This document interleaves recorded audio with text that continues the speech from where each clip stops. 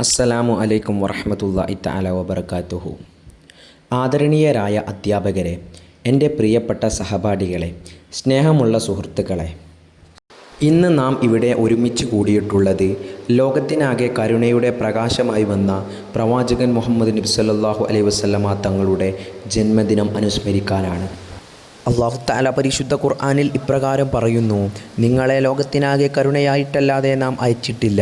ഈ ഒരു വാക്യം തന്നെ മുത്ത് മുഹമ്മദ് മുസ്തഫ സല്ലല്ലാഹു അലൈഹി വസല്ലമ തങ്ങളുടെ ജീവിതത്തിൻ്റെ മഹത്വം വ്യക്തമാക്കുന്നു. അവിടുന്ന് മനുഷ്യരെ സ്നേഹിക്കാൻ, സത്യം സംസാരിക്കാൻ, നീതി പാലിക്കാൻ, ദരിദ്രരെ സഹായിക്കാൻ, മാതാപിതാക്കളെ ആദരിക്കാൻ, അയൽവാസികളെ സ്നേഹിക്കാൻ തുടങ്ങിയ ഒരുപാട് കാര്യങ്ങൾ നമ്മെ പഠിപ്പിച്ചു. മുത്ത് മുഹമ്മദ് മുസ്തഫ സല്ലല്ലാഹു അലൈഹി വസല്ലമ തങ്ങളുടെ ജീവിതം വെറും ഒരു ആരാധനകളുടെ പാഠമല്ല, മറിച്ച് അത് മനുഷ്യ സ്നേഹത്തിൻ്റെ മഹത്തായ മാതൃകയാണ്. കുട്ടികളോട് അവിടുന്ന് അതിയായ സ്നേഹം കാണിച്ചു, അനാഥരെ ചേർത്ത് പിടിച്ചു, വിശന്നവനെ ഭക്ഷിപ്പിച്ചു, ശത്രുക്കളോട് പോലും ക്ഷമയും കരുണയും അദ്ദേഹം കാണിച്ചു. പ്രിയ സുഹൃത്തുക്കളെ, ഇന്നത്തെ ലോകം നേരിടുന്ന ഏറ്റവും വലിയ പ്രശ്നങ്ങൾ എന്തൊക്കെയാണ്? വെറുപ്പ്, അസഹിഷ്ണുത, ആക്രമണം, പരസ്പര അവിശ്വാസം.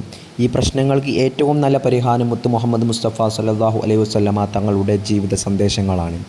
സ്നേഹം, ക്ഷമ, സഹനം, സാഹോദര്യം ഇവയാണ് നബിദിനം നമ്മെ ഓർമ്മപ്പെടുത്തുന്ന പ്രധാന പാഠങ്ങൾ. നബിദിനം ആഘോഷിക്കുന്നത് അലങ്കാരങ്ങളും പരിപാടികളും നടക്കുന്നതിൽ മാത്രം ഒതുങ്ങരുത്.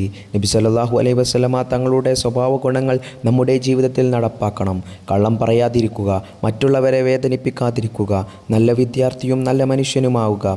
ഇതാണ് യഥാർത്ഥ നബിദിനാഘോഷം. ഉപസംഹാരമായി, അല്ലാഹു തആല നമ്മെ എല്ലാവരെയും മുത്തുനബി മുസ്തഫ സല്ലല്ലാഹു അലൈഹി വസല്ലമ തങ്ങളുടെ സുന്നത്ത് പിൻപറ്റുന്ന നല്ല വിശ്വാസികളായും നല്ല മനുഷ്യരായും മാറ്റട്ടെ എന്ന് പ്രാർത്ഥിക്കുന്നു. ഇത്രയും പറഞ്ഞുകൊണ്ട് ഞാൻ എൻ്റെ പ്രസംഗം ഇവിടെ അവസാനിപ്പിക്കുന്നു. അസ്സലാമു അലൈക്കും വറഹ്മത്തുള്ളാഹി തആല വബറകാതുഹു.